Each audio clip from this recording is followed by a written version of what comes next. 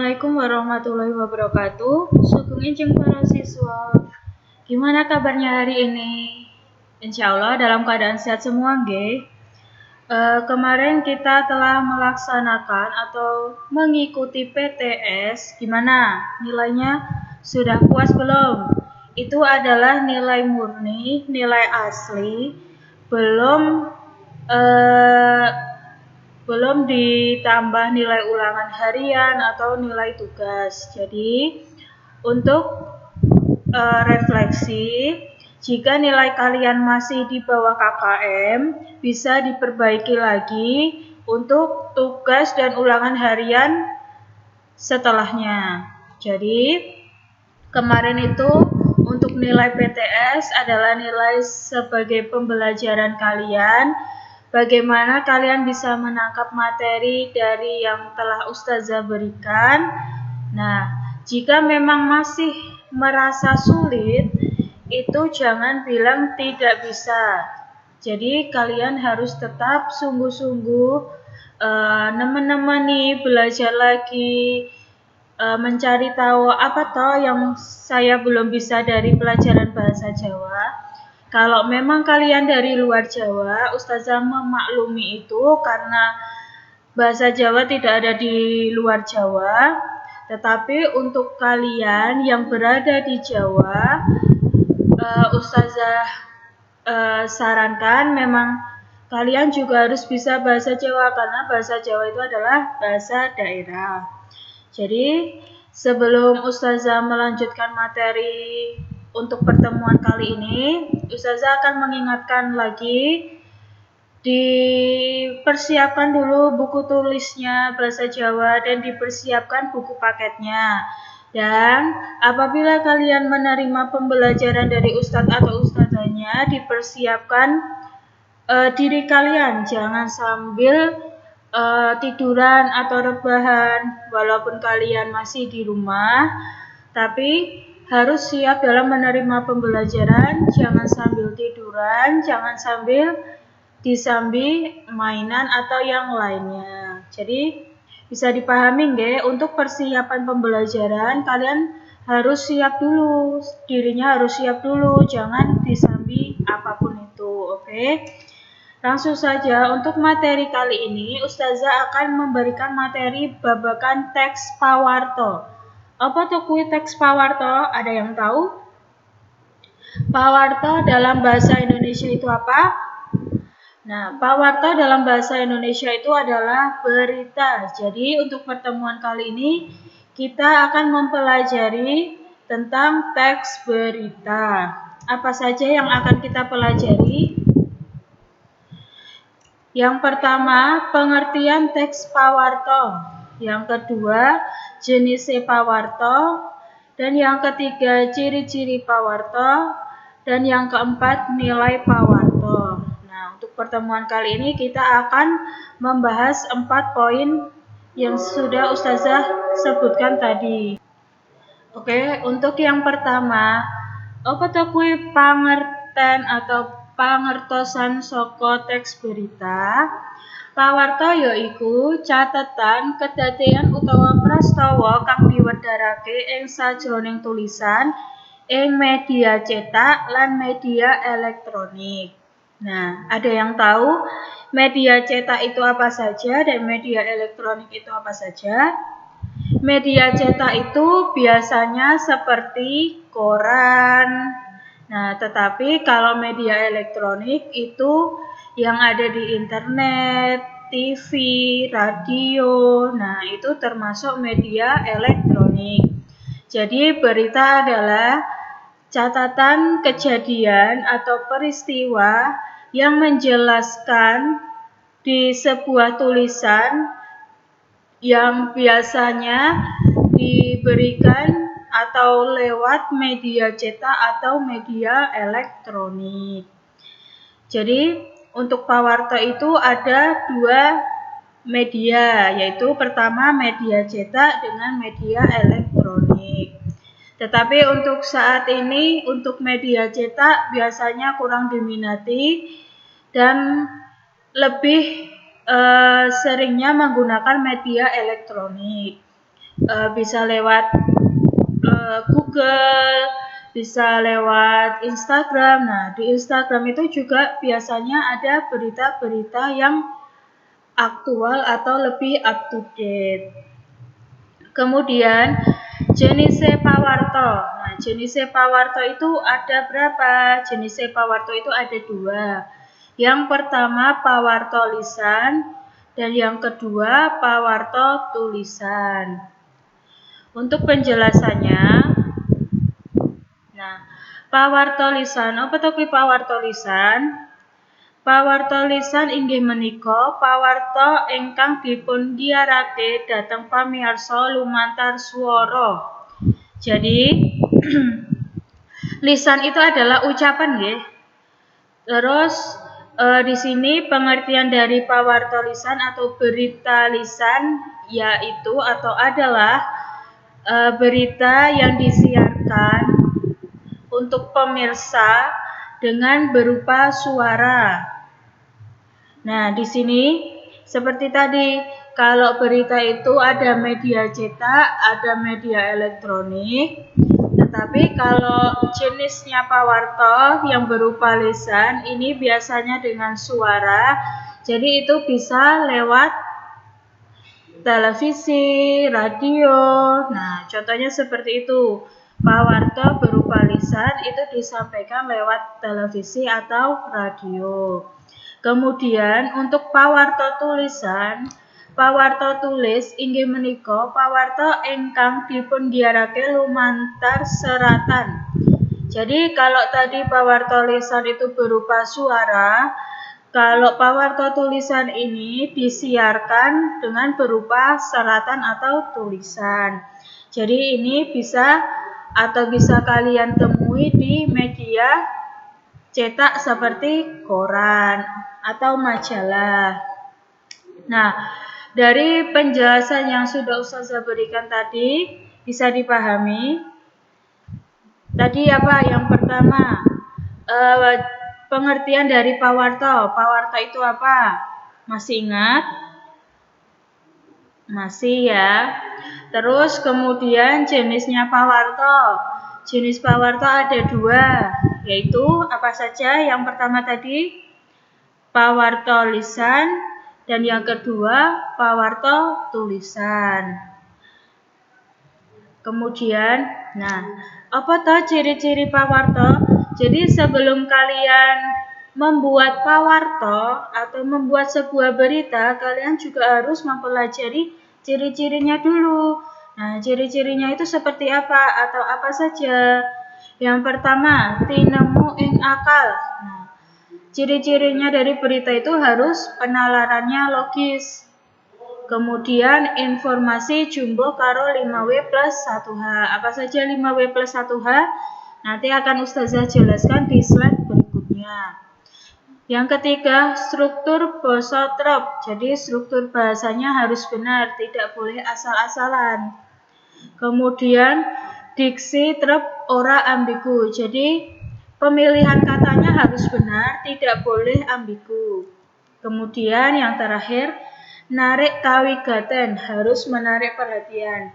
Jadi berita itu juga sifatnya persuasif, nggih. Jadi persuasif itu harus menarik perhatian.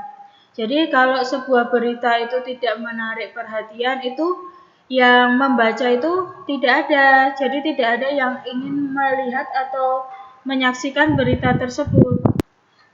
Oke, kemudian nah, tadi sudah dijelaskan informasi harus jumbuh karo 5W plus 1H. Sekarang kita mempelajari apa saja toh unsur-unsur pawarta 5W plus 1H. Ada yang tahu 5W plus 1H itu apa? Ini sudah sering dijelaskan di bahasa Indonesia juga ada, bahasa Inggris juga ada, bahasa Jawa pun juga ada karena sama-sama bahasa dan itu pasti akan ditanyakan atau akan ada materi seperti 5W plus 1H.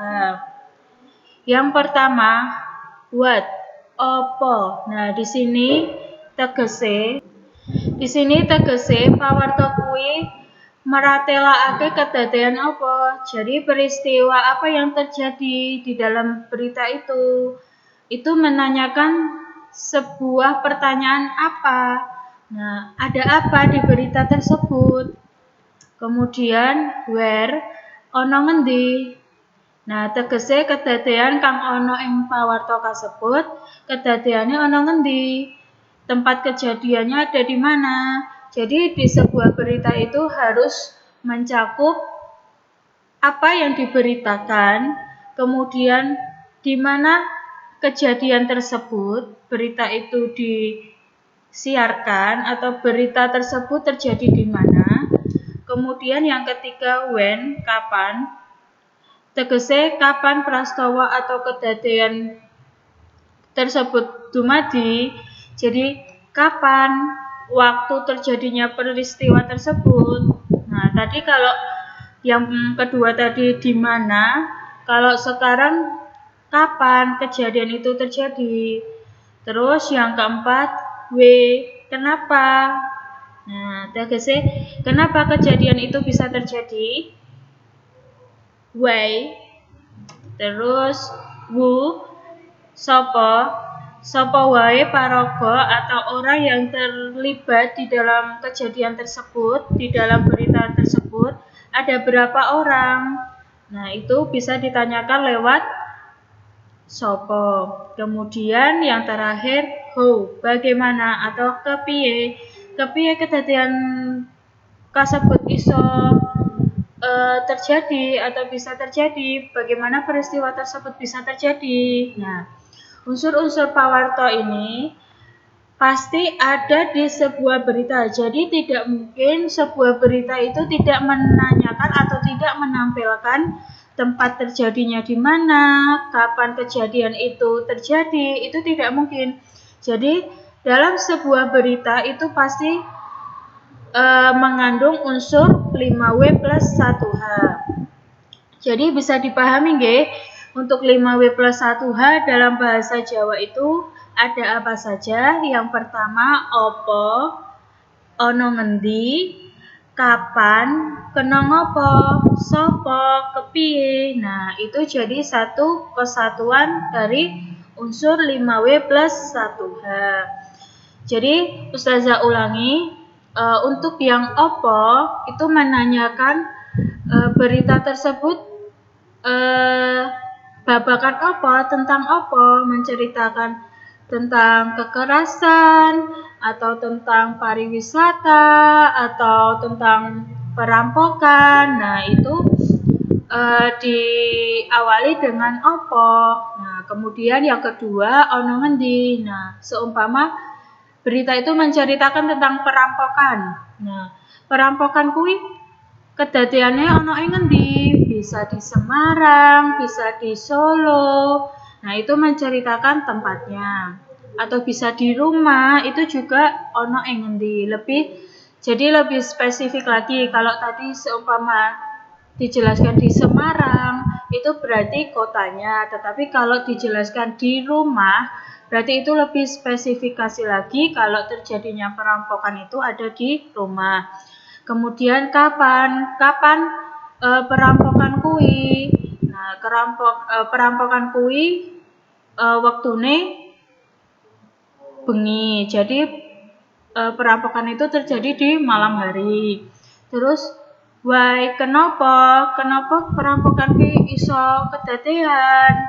Karena bisa jadi rumahnya ditinggali atau ditinggal pergi, kemudian perampok itu bisa masuk ke dalam rumah tersebut. Terus sopo, nah sopo ini bisa seumpama tadi beritanya perampokan ya. Sopo sing kerampokan, jadi bisa jadi itu di rumah bapak bla bla bla. Nah, itu jawaban dari sopo. Kemudian kepiye. Nah, kepiye itu bisa menjawab bagaimana keadaannya sekarang, kepiye kedadiane saiki. Nah, jadi dalam suatu berita itu pasti dan harus ada unsur 5W plus 1H. Kemudian kalian bisa membuka buku paket kalian yang Erlangga. dibuka kaca petang puluh atau halaman 40. Di situ ada materi, cakupan materi pawarto, bisa dibaca lagi. Di situ juga menjelaskan tentang pengertian pawarto, kemudian pawarto itu disiarkan lumantar radio, TV, dan internet. Jadi seperti tadi, kalau radio, TV, internet itu adalah media elektronik, tetapi kalau koran, majalah itu adalah media cetak. Kemudian di situ juga dijelaskan ada unsur 5W plus 1H.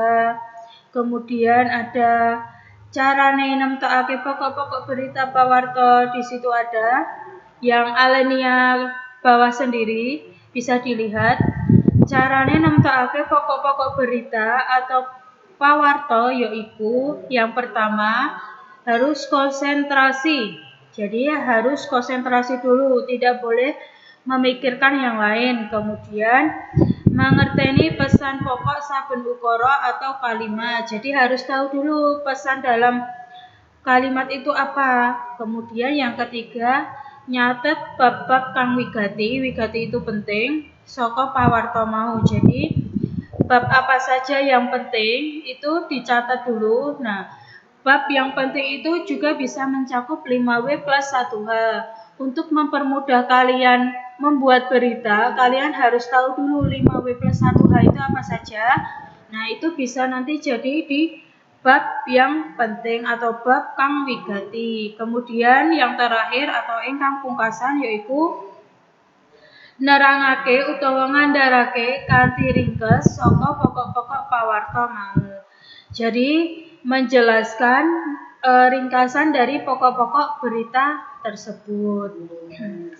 Nah, di situ dilihat juga di halaman 41 sampai halaman 42 itu ada contoh pawarto 1, pawarto 2, pawarto 3. Amal soleh ini masih ada waktu, jadi amal soleh dibaca dulu dari pawarto 1 sampai pawarto 3 nggih. Ustazah kasih waktu untuk membaca dari pawarto 1 sampai pawarto 3. Yo, amal soleh dibaca dulu pawarto 1 sampai pawarto 3. Ustazah tunggu.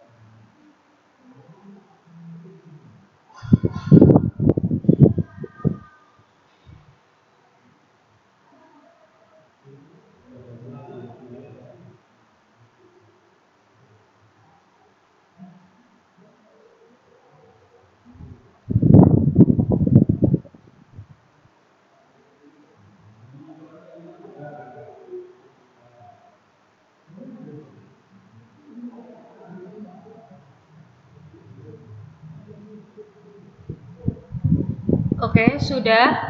Kalau belum, amal soleh nanti harus dibaca nggih. Jangan sampai tidak dibaca. Kalau kalian tidak membaca, nanti kalian tidak tahu jenisnya berita itu seperti apa. Jadi, jika ini nanti ada yang kurang pawarto 2 dan pawarto 3 bisa dilanjutkan setelah Ustazah menjelaskan ini. Nah, oke, selanjutnya yaitu nilai pawarto. Nah, nilai pawarto itu yang pertama cepat, yaitu aktual lan pas wektune. Jadi harus aktual dan harus pas waktunya. Kemudian nyata, yaitu informasi arupa fakta. Nah, dalam berita itu tidak boleh dibuat-buat. Jadi tidak boleh berupa imajinasi kalian. Berita itu adalah berupa fakta. Jadi berita itu sifatnya fakta, tidak boleh dibuat-buat. Kemudian yang ketiga penting, yaitu sesambungan karo wong akeh. Nah, berita itu mencakup orang banyak nggih. Jadi berita itu biasanya ada korban, ada tersangka, ada reporter, ada penyiar berita. Nah, jadi berhubungan dengan orang banyak. Kemudian yang terakhir atau ingkang pungkasan yaitu menarik, yaitu bisa narik kawigatene para pamirsa. Jadi berita itu harus menarik. Kalau berita itu tidak menarik, orang tidak mau mendengarkan atau orang tidak mau membaca kalau itu lewat koran. Jadi berita itu harus menarik. Bagaimana cara berita itu terlihat menarik? Itu terlihat dari judulnya dulu. Jadi judul atau irah-irahannya harus menarik dulu. Jadi bisa membuat pembacanya atau pendengarnya bisa tertarik dalam mendengarkannya. Jadi nilai pawarta atau nilai berita mencakup 4 poin. Ini juga sangat penting. Jadi mulai yang tadi yang pertama apa? Cepat, nyata, penting, dan menarik. Tadi Ustazah ulangi lagi materi yang telah Ustazah berikan tadi. Yang pertama apa? Pengertian dari berita. Berita itu bisa berupa media cetak, bisa berupa media elektronik. Kalau media cetak itu berupa atau wujudnya seperti koran atau majalah. Kalau media elektronik itu berupa televisi, radio, internet. Kemudian tadi jenis dari berita. Jenis dari berita ada berapa?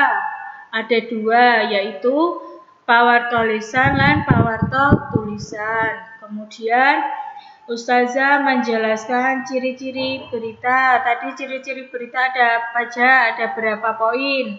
Nah, kemudian Ustazah juga sudah menjelaskan tadi unsur-unsur 5W plus 1H. Tadi apa saja 5W plus 1H? Yang pertama apa?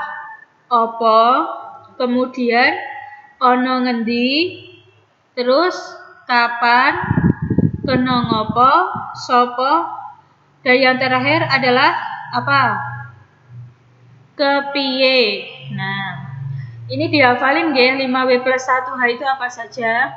Mungkin kalian hafalnya dalam bahasa Indonesia atau bahasa Inggris. Nah, kalian juga harus bisa atau hafal dalam bahasa Jawa. Kemudian ini yang terakhir adalah nilai pawarta. Nilai pawarta ada 4 poin, bisa dipahami. Oke, nah untuk materi-materi yang telah Ustazah jelaskan tadi, jika kalian belum paham atau kurang paham dalam materi tersebut, bisa tanya ke Ustazah dengan WA ke Ustazah di jam kerja. Dan jangan lupa WA-nya harus menyertakan namanya siapa, dari kelas berapa nggih. Jangan langsung menanyakan, "Us, materi ini mau?" Nah, malah tidak sopan dalam bahasanya. Jadi dibiasakan kalau WA ke Ustadz atau Ustazahnya dengan bahasa yang sopan santun, bahasanya yang sopan. Kalau memang belum bisa bahasa Jawa, jadi kalian boleh memakai bahasa Indonesia. Jadi WA-nya jangan langsung, tadi materinya saya belum paham. Nah, kalian itu siapa yang WA Ustazah? Ustazah kan tidak tahu, dan Ustazah pengen tahu nama kalian itu siapa dulu. Jadi kalau WA ke Ustadz atau Ustazahnya dibiasakan menyebutkan seperti salam dulu, assalamualaikum, saya bla bla bla dari kelas 8 berapa. Nah, baru kalau nanti Ustazah balas, terus kalian baru menanyakan keperluannya apa. Jangan langsung menanyakan keperluannya tanpa menyebutkan nama kalian atau tanpa menyebutkan identitas kalian. Oke, Ustazah cukup sampai di sini untuk pertemuan tentang materi babakan teks pawarta.